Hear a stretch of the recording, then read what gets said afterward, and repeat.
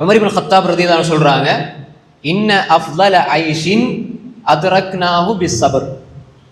நாம் மகிழ்ச்சியான நிம்மதியான உள்ளத்துக்கு அமைதியான வாழ்க்கையை நாங்கள் பொறுமையால் பெற்றுக்கொண்டோம் என்று சொல்கிறார்கள். நிம்மதியான வாழ்க்கையை பொறுமையால் பெற்றுக்கொண்டார்கள். இந்த செய்தியை இமாம் இப்னு கையிம் அல் ஜௌஸியா ரஹ்மத்துல்லாஹி அலைஹி அவர்கள் தனது மதாரிஜுஸ் சாலிகின் என்ற நூலில் எழுதுகிறார்கள். இமாம் இப்னு அபி துன்யா ரஹ்மத்துல்லாஹி அவர்களும் பதிவு செய்து வைத்திருக்கிறார்கள். அப்ப ஒரு மனிதன் நிம்மதியான வாழ்க்கையை பொறுமையால் எப்படி பெற்றுக்கொள்வான்? இதைத்தான் நாங்கள் விளங்கிக் கொள்ளணும். கவர்ச்சிகளுக்கு மத்தியில பொறுமையாக வாழ்ந்தால்தான் நிம்மதியா வாழலாம் என்பதை நாம் இந்த வார்த்தையிலிருந்து விளங்கிக் கொள்ளலாம். ஒரு மனிதன் முன்னுக்கு மனைவி, பிள்ளைகள், ஒரு கல்யாண வீட்டுல சொந்தக்காரர்கள், தாய், தந்தை, நெருங்கிய சொந்தக்கார ஒருவர் கல்யாணம். இப்ப எல்லாரும் இருக்கும் பொழுது, எல்லா பாப்பா அம்மா விருப்பமானவங்க எல்லாரும் இருக்கிற பொழுது இவர் கவலைப்படுவாரா?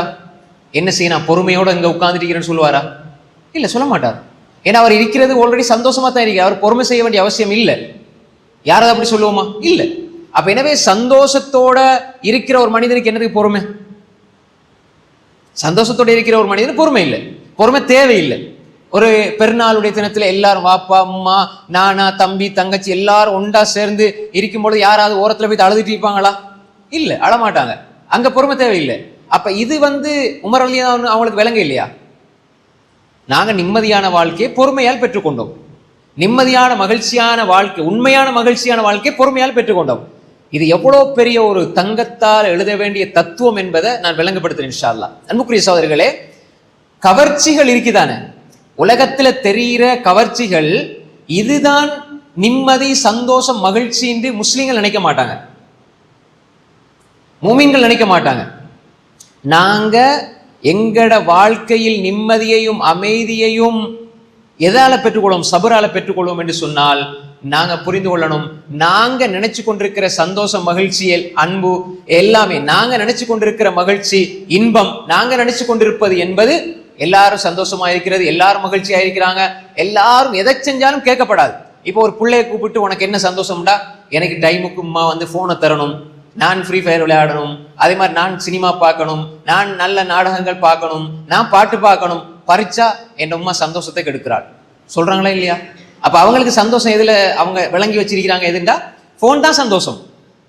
அன்புக்குரிய சகோதரர்களே, இப்போ ஒரு ஆள் குடிப்பழக்கத்துக்கு அடிமையா இருக்கிறார். பாப்பா சொல்றாரு பிள்ளைகிட்ட, நீ குடிக்கப்படாது, ஒழுங்கா கட்டுப்பாடா இருக்கணும்டா, எந்த சுதந்திரத்தை கெடுக்கிறாரு என்ற பாப்பா, எந்த சந்தோஷத்தை கெடுக்கிறாரு ஏன்னா அவர் நினைச்சு வச்சிரு, அதுலதான் சந்தோஷம் உண்டு. அப்ப உமர் ரலியல்லாஹு சொல்றாங்க, நாங்க அமைதியான வாழ்க்கையை பொறுமையால் பெற்றுக்கொண்டோம், பொறுமையில் பெற்றுக்கொண்டோம். அப்படின்னா என்ன அர்த்தம்?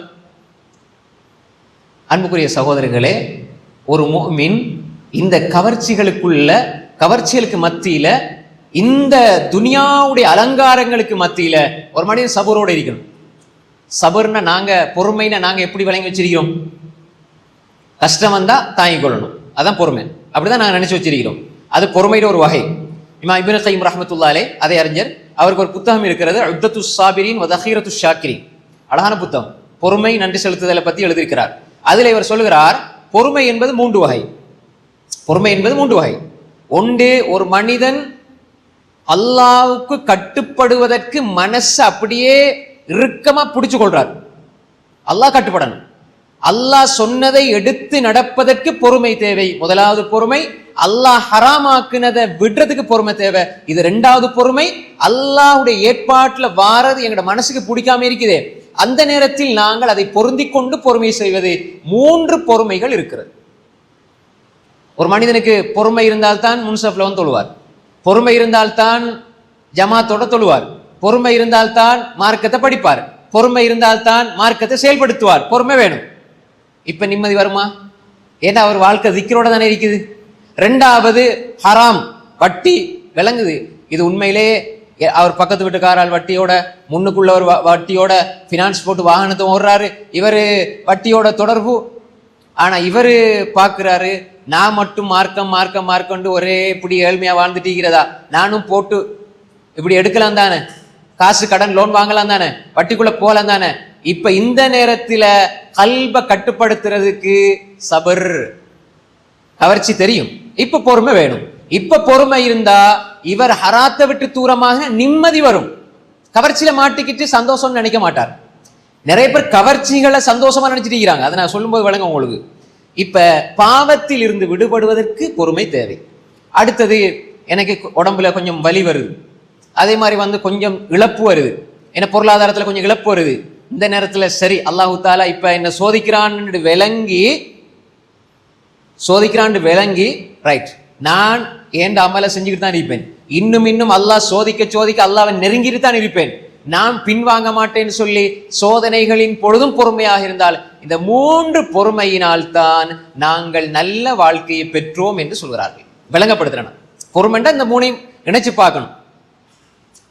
இப்ப நாங்க விளங்கிக்கணும் என்றால், இப்ப நல்ல வாழ்க்கை என்றால் என்ன? ஹயாத்தன் தையிபா. இதுதான் ஹயாத்தன் தையிபா. ஒருவருக்கு லட்சம் கோடி இருந்து அவருக்கு மனசு நிம்மதி அடையுமா என்றால், திக்ரோட இருந்தா அடையும், அல்லாஹ்வுடைய சிந்தனையோட இருந்தா அடையும். இல்லைன்னு சொன்னால் அவருக்கு கோடி கோடியாக பணம் இருக்கும், ஆனால் அவருக்கு சரியான நித்திரை இருக்காது, தூக்கம் இருக்காது. ஏனென்றால் ஒரு மனிதன் அல்லாஹ்வுடைய சிந்தனையோடு இருந்தால் மட்டும்தான் உள்ளத்துக்கு அமைதி கிடைக்கும், நிம்மதி கிடைக்கும். இந்த நிம்மதி அமைதியை பெறுறதுக்குத்தான் பொறுமையான வாழ்க்கை தேவை. அல்லாஹ் தஆலா சொல்கிறார்.